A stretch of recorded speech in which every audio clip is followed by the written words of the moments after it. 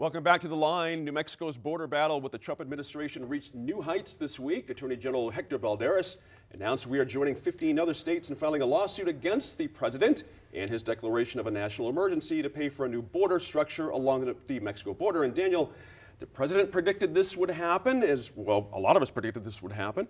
It would end up in front of the Supreme Court at some point eventually. But let me ask you, does this mean New Mexico gains by being part of this lawsuit? What's your sense of it? I know you want a wall, but no, I mean, well, it's not that I want a wall. I mean, I think we need to or a barrier. We need to be consistent about border security. Okay.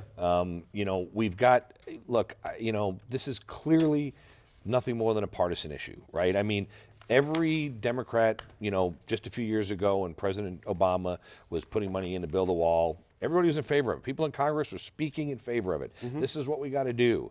Now it's President Trump, and they're opposed to it. I mean, I don't know what the governor and the attorney general are hoping to accomplish. I mean, every chance they get, they're running out and suing the Trump administration. I mean, I get it. You know, but this is, to me, this is nothing more than a philosophical difference on policy, because suing, I mean, it's going to go to the Ninth Circuit. We already know how that goes.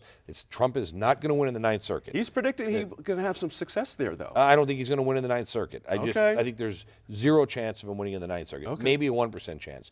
But I do think he's going to win at the Supreme Court. I do think the Ninth Circuit is shown, and I think the reason he'll win at the Supreme Court is he has the authority to do this. It doesn't matter what he says. It doesn't matter what he tweets. He has the authority to do this, just like he did on the other stuff that they fought and sued him on. So let me get some other folks in there. Steph, of course, the other idea is that our governor has recently pulled our troops away from the border. How does this impact that? Was this just a chess move to do that first? I don't think so. I think no, I mean, I think it did send a message to the administration, to the Trump administration. No, I applaud our governor for doing that. I thought that was very bold. I thought she really needed to take action, and she did. I thought that that was a positive, and then joining this lawsuit, I think, again, it's sending a message. And I think, you know, when we're talking about the wall, we do need to talk about it within the broader context of border security, because that I don't believe is a partisan issue. I think, you know, the how that we secure our borders, the tactics that we're using, the policies that we're setting, yeah, perhaps that's very partisan. But I think that, you know, there's a larger question about border security in general. And the fact that the numbers are down, Gene, statistics from our own federal government are showing that unauthorized border crossings are at an all-time low since, you know, the turn of the century, even more so in the last decade. So I think. Let me swing to Tom there on that point. Sorry about that. I think so many things, Gene. That's right. I know you do. That's okay. That's why we love you. But at the same time, we have places like Antelope Wells. We've got people 250, 350 at a time crossing.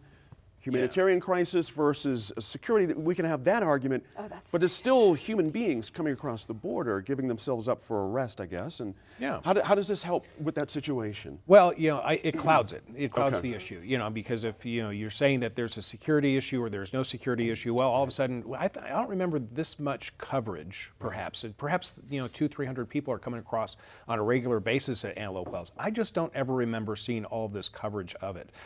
But what I think it underscores is that there is a need for a logical middle ground discussion about how do we go ahead and address issues along the border. Representative Xochitl Torres Small she's not for a wall, but she's for different areas that need to have certain reinforcements.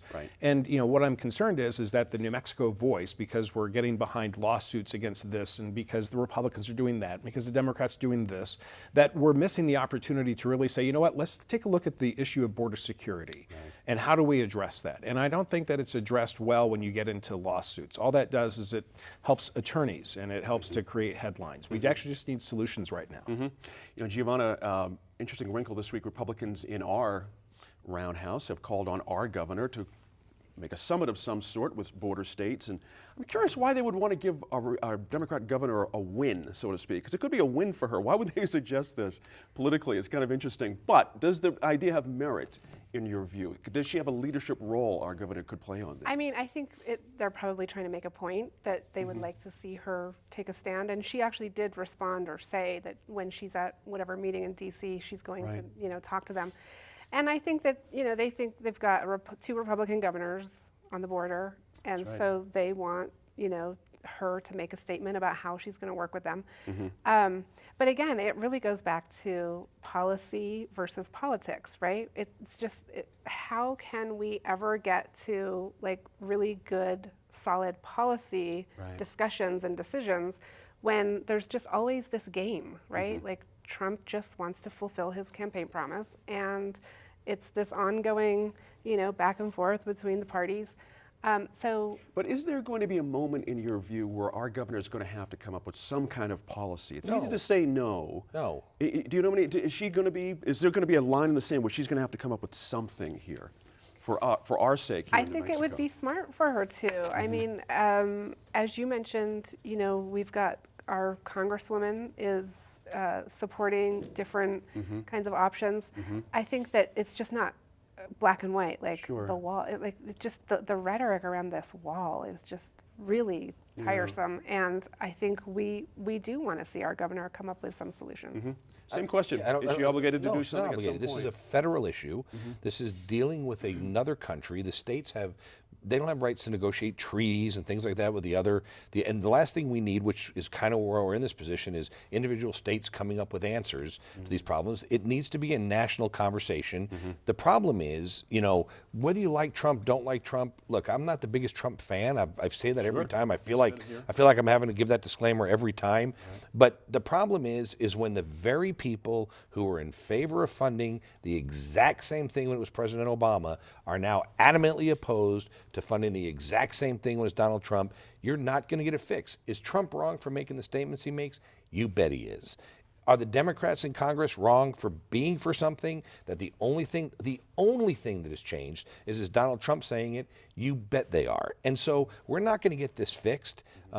Suing the president, I think it's just a waste of money. I mean, it's a waste of time and resources. The amount of money we're going to spend, sending employees, whether it's state employees or, God forbid, we contract this out to a private firm to represent the state in this thing. I mean, this is all money that could be going to classrooms, going to a million other things that need to happen out there. And at the end of the day, there's enough lawsuits that are already filed, and advocacy groups and all of that stuff that, we're going to wind up at the end of the day with an amicus brief and have spent $500 million on law fees getting people to go up there and give their opinion. I know you're going. I think I know where you're going to come from on this stuff. But our friend Gabe Sanchez at UNM at Latino Decisions did some polling, found only 13% of New Mexico voters view border security and immigration enforcement as a top priority. And does that mean something when you have to make policy? Well, no, it means that people are busy, providing for their families and trying to make sure they have a job and food to put on the table and, safe schools for their kids to go to. I think relative to all of the other issues, sure, border security isn't at the top of their list, but it is an issue, and it's particularly an issue for New Mexico. And I think the question around the lawsuit for me is also, in addition to this sort of, is this border wall necessary, and sort of the policy implications around it, and then the funding implications for pulling funding to fund the border wall, is like what's the criteria around declaring an emergency? There's only been 58 emergencies declared by a president since the, National Emergency Act passed back in 1876. Don't steal my thunder, Tom. Dates are And important. over a third of them are still go ahead. enacted today. My That's apologies. right. That's all right. But right, I mean, isn't that interesting? In 143 Yeah. years, I was giving you that one. Okay. 143 years. Only 58, 3 of which were declared by President Trump. So what is the standard, Yeah. for that? Good point there. We'll have to wrap that up there for the time being. But we're back in a few minutes to look at a decision by Governor Michelle Lujan Grisham to end the Martinez administration's plan to charge copays and premiums to New Mexicans enrolled in Medicaid.